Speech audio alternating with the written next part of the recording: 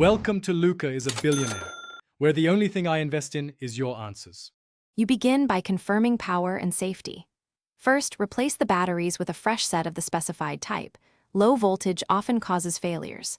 Next, make sure you have a small Phillips, flathead, a multimeter and tweezers. These let you test contacts and remove panels without damage.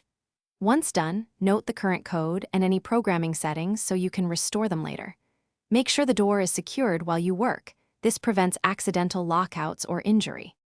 You now expose and inspect the internal components. Remove the lock cover to reveal the PCB, motor, actuator, and wiring harness. Take photos for reference. Use a multimeter to verify battery voltage and check continuity across switches and the motor. This tells you whether parts are powered or open circuit. Visually inspect contacts for corrosion and connectors for looseness, and examine gears for broken or stripped teeth. These physical failures are common.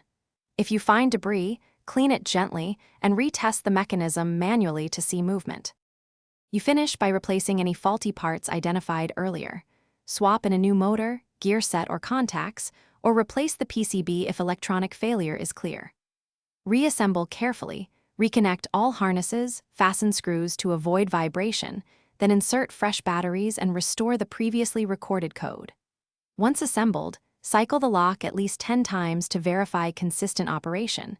Test manual key override, keypad entries.